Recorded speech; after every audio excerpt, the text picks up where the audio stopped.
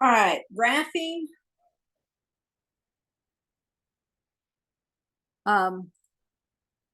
Linear functions. Graphing linear functions, we have multiple ways of graphing them. One is with the t-chart. So what is a linear function?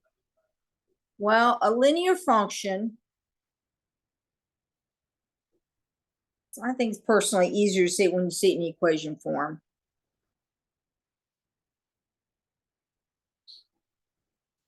Is when both the x and the y are have the exponent of 1, means it's just a plain y and just a plain x, meaning there's no exponent listed here and here. It's an understood that the exponent is 1, right? But we're talking function notation, and like I stated previously, there's a little bit more to it, but for just basic understanding,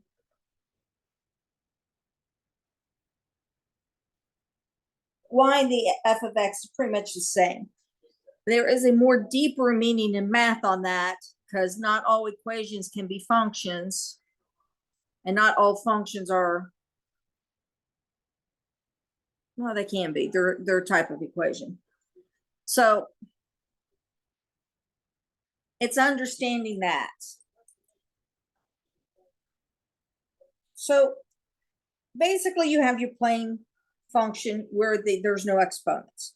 That is linear.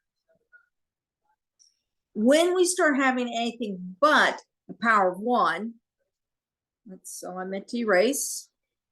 And let's say I put this. Now we have something called a quadratic. But our first main, how do we do linear? Well, we t-chart it. Remember when we were doing in the previous section,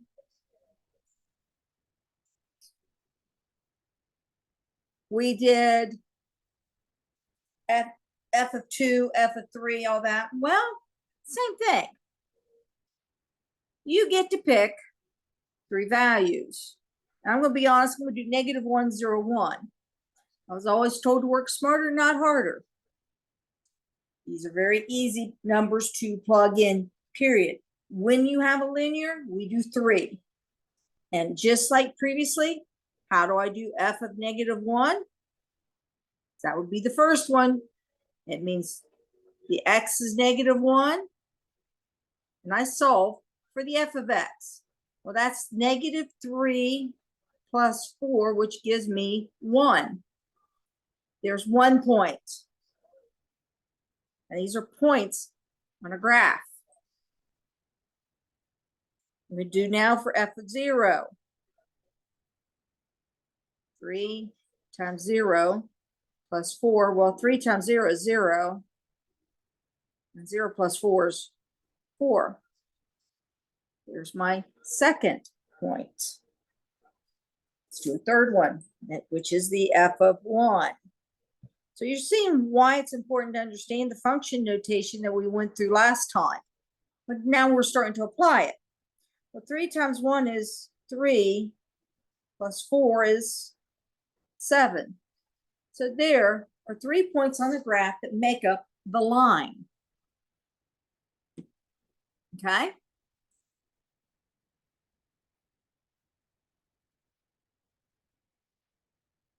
So your homework a lot deals with all the different functions. Right now, I'm just starting off with how do you graph linearly. There's your basics. Now, that is one way of graphing via a linear line.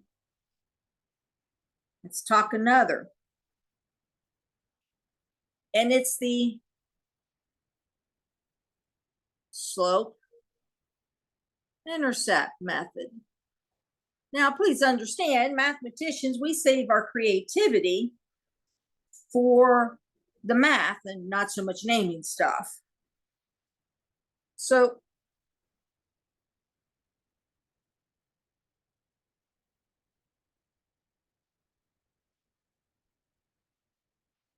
The number with the x is the slope. And the number that doesn't have the x is the y-intercept. Now, what exactly is the y-intercept? The y-intercept, when you go to graph, well, you have a y-axis and x-axis.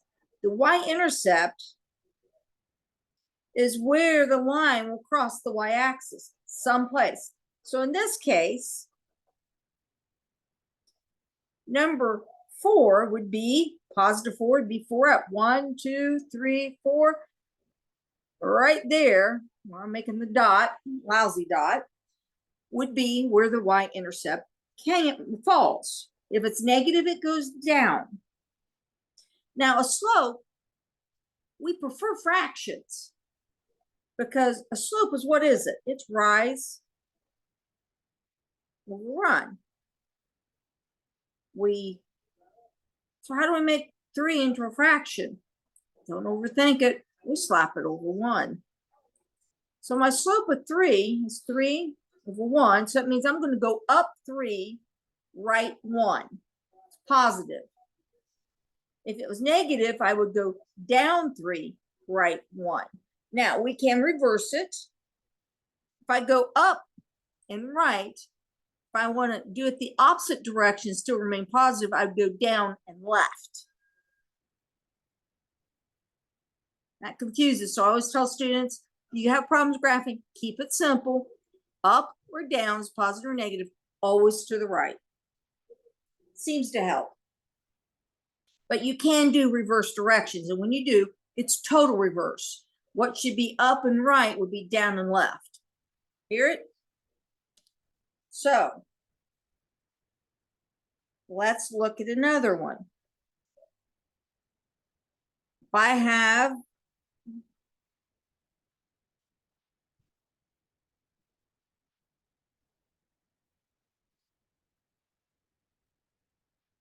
and I asked what was the slope, I would say the slope is, take a guess, 1/2. I don't say 1/2 x, it's the number with the x. If I ask you what the y-intercept was, take a guess, I would say it's 3, or remember, it's a point on a graph, so its proper format is 0, 3. But watch how your homework asks for it. Okay?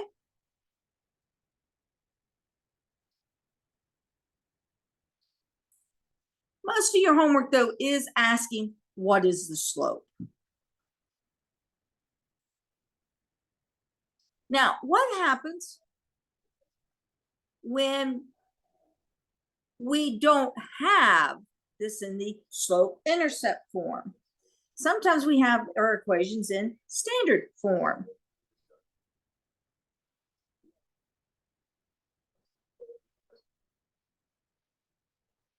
Well, when it's in standard form and I'm asked what is the slope, I got to rework it because I need to be, and this is just the generic format of writing it in that form, where y equals the rest of it. So mathematically speaking, I need to move the x, and I do that by addition or subtraction.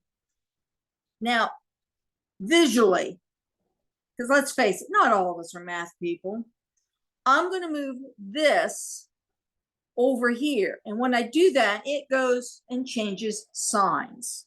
So I have a 2y equals, on the left it was positive, so on to the right it becomes negative.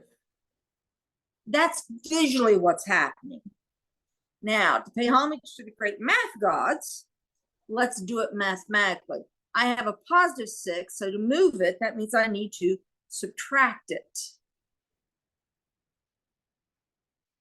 That will cancel it out on the left-hand side. Now, I have a constant and a variable. This is where students make mistakes. You cannot subtract 6 from 12 because 12 is a constant, no letter attached. 6 has a letter attached, can't. So they become two different terms. This is one term, this is the other term. Now, mathematically is what it did in the yellow, the green is what happened visually. You can see it now. It was a positive 6 on the left-hand side. When I moved it to the right-hand side, it changed signs. The last step is I divide by the number that's attached to the 2. It's multiplying to the y. The y and the 2 are multiplying. So to undo multiplication, we divide. And we divide each piece. So that cancels. I cheated. So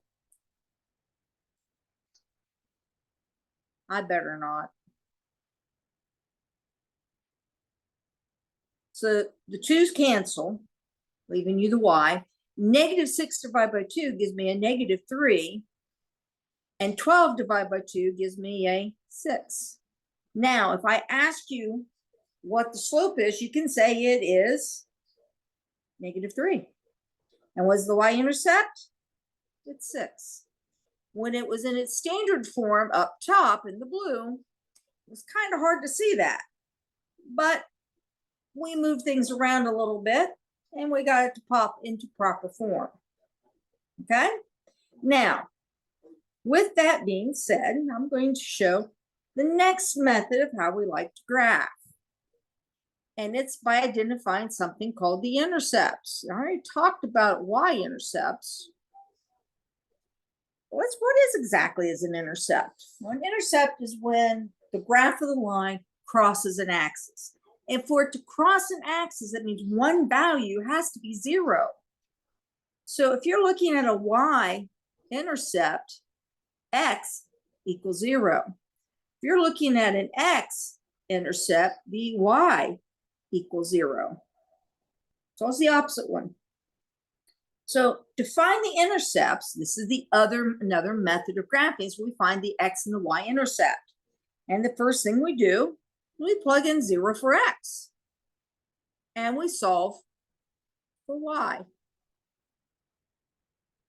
Well, 6 times 0 is 0, and 0 plus 2y is just 2y. So that term's gone. That's what happens when we plug in the 0. We actually are eliminating a term. So then 2y equals 12, and I solve that by dividing each piece by 2. So y equals 6. Remember when we worked it? We've already found that. So my y-intercept is 6, or in coordinate form, 0, 6. The x is the 0, the y is the number, or alphabetical order. So let's see, how do I find the x-intercept? Well, I do that by, guess, I plug in 0 for y. And 2 times 0 is 0, and 6 times x, 6x plus 0 is still 6x. Term gone. So I have 6x equals 12. I divide by the number attached to the 6, so x equals 2. So my x-intercept is 2, 0. So this is how we find the intercepts for linear lines. This is also how we find the intercepts for more complex. It's the same principle. All right? But this is very basic linear graphing without actually doing the graph. All right? So let's graph one. And I'm going to do it by 2 methods.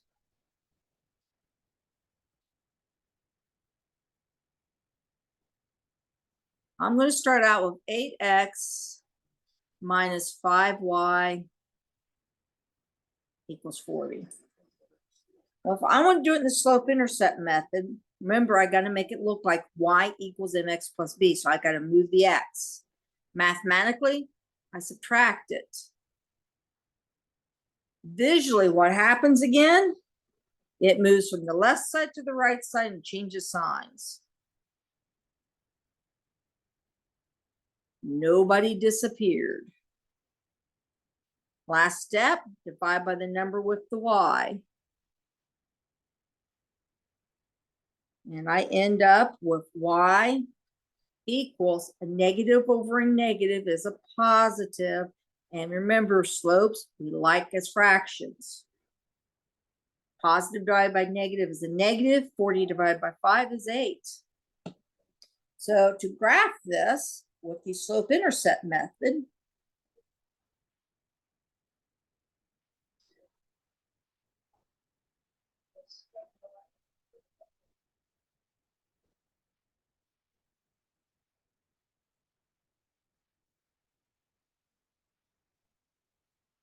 all right, lousy graph. That's okay. All right, the intercept is -8. Remember, it's on the up and down axis. I count down 8 spots. So 1, 2, 3. I'm trying to do it to the side so you can see me counting. 4, 5, 6, 7, 8. So the point goes on the axis, though. I did this to the side just so you could see me counting down. All right. Now, remember my rule? If the slope is positive, we go up. If it's negative, we go down. The slope is right here with the x. And it says I rise 8, run 5.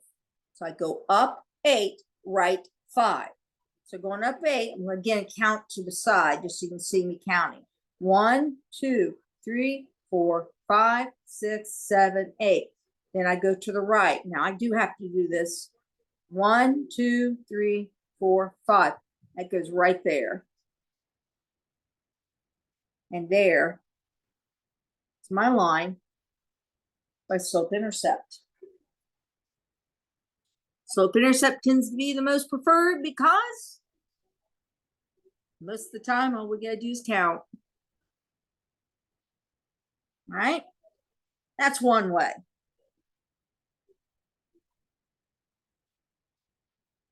Let's do it by the slope-intercept method. Again, the intercept method is what? Well, we find the two intercepts. Now, this does require a little bit of math.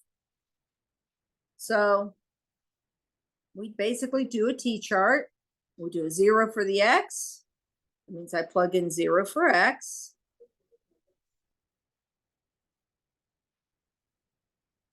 Well, 8 times 0 is 0. Term is gone. I end up with -5y equals 40. What do? I divide by -5 both pieces. And I end up with y equals -8. There's my first point, which is, since we already counted it, is right there. All right, next one is when I plug in 0 for y. So I have 8x minus 5 times 0 equals 40. I plugged in 0 for the y. Well, -5 times 0, last time I checked, still 0.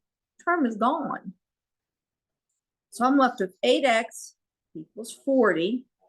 I divide by the 8. X equals 5. So I count across on the x-axis. Remember, these are points on the actual axis itself, which mysteriously, yeah, it's the same as the blue. So now I have my 2 points, and lo and behold, you believe that's the same graph. So that's 2 different ways of graphing. All right. And it's all for the linear. Hopefully this helped. I don't want to go too long on these videos because let's face it, no one wants to listen to math videos that long. Sad for me, but I get it.